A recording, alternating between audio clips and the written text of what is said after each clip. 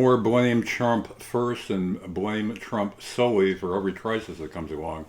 The truth of the matter is, Kent, that as Trump said in one of his press conferences, I didn't do that, I didn't know anything about it. The guy who did it was the infamous John Bolton, who headed the National Security Council. And he was telling Trump at the time that the agency is bloated, lots of people were doing nothing for years. He was streamlining it, and there are those who say, a number of people say on both sides of the aisle, that actually made it more effective, the streamlining. Now, whether that was actually the case is in doubt, but that was what Bolton was selling to Trump at the time.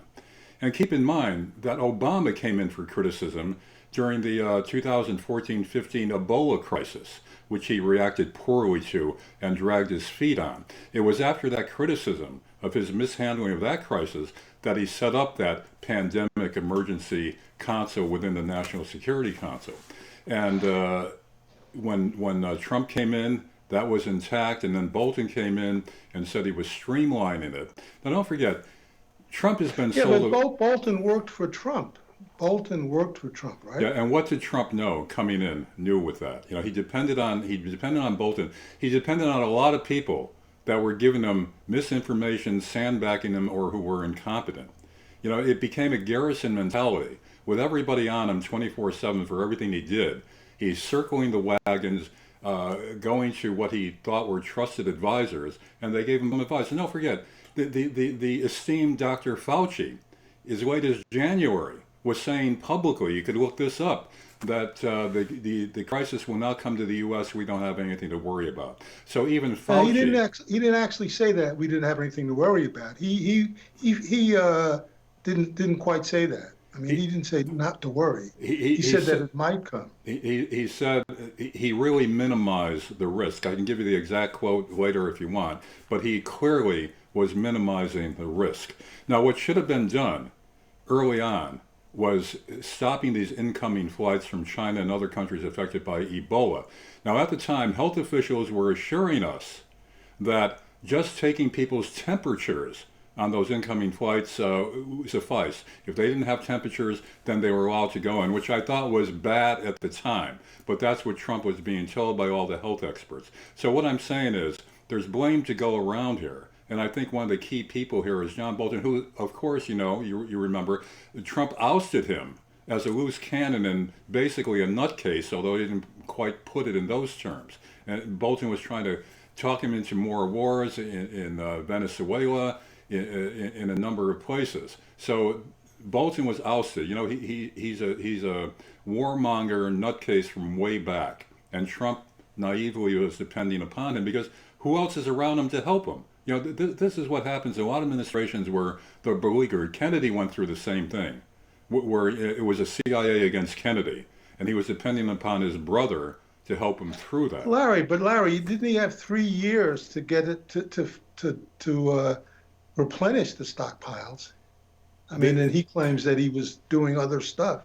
I mean, what about that? What happened was he depended on Bolton's advice, and then this isn't a total excuse for him, but then, you know, he was crushed with this, with every type of attempt to impeach him, et cetera, et cetera. So yeah, he probably should have seen to it that the stockpile was replenished. But again, the risk was being minimized, even then by Dr. Fauci and others. So you could blame him for not being savvy enough with the ways of Washington. And clearly, he is incompetent on a number of things, Kent. I'm not defending him. But again, what I'm trying to say is, you don't automatically blame Trump for everything. There's blame to go around here. Yeah, I mean, I don't think anyone is, I don't think the media is automatically doing it. I mean, I think... Well, I mean, you can listen to David Muir, you can listen to the guy you just had on, you know, Trump did this, Trump did that. Yeah, give me a break. You have some balance there. There's certain things that I think you're into the false equivalency thing again. I mean, the guy was responsible. The buck stops at the president. Yes.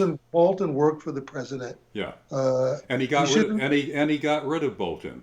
But then he got rid of him and he didn't replace the stockpile. And he's trying to blame Obama. I mean, that's ridiculous. Right? Are you talking about the stockpile of masks and ventilators and all that? Yeah. I don't know what the case was on that. And I don't know how much of a stockpile Obama had to begin with. Did he have a stockpile of Well, ventilators and that's not masks? the issue. The issue is that the issue, it seems to me, is that Trump did not replenish the stockpile. But by He had plenty. you're saying replenish, which implies that Obama had the stockpile. I don't know about that. Maybe he did, but I haven't read anything about the ventilators being on hand and Trump shipped them off somewhere. I don't know how much of a stockpile there was. There should have been a stockpile created, but whether he failed to replenish it is another matter. Replenish means that Obama had it all intact to begin with. Right, but the bottom line is that it wasn't there, right? It I wasn't. mean, It isn't wasn't that there, right? and you could say the buck stops there. Trump is clearly out of his league in handling Washington and the ways of Washington. So you could blame him for that. But what I'm saying is other presidents have been misled on a number of things, including Kennedy with the Bay of Pigs, with Cuba, with the Cold War, by his experts in the CIA and the other Yeah, but I intelligence mean, agencies. sure, but Kennedy ended up not making He took excuses as responsibility publicly for it, but behind the scenes, he was livid with the CIA. He says he's going to break it into right, 1,000 pieces on his reelection. right. All right, sir. Well, thank you, and we'll talk next week. All right. See you later. Bye now. Okay, bye-bye.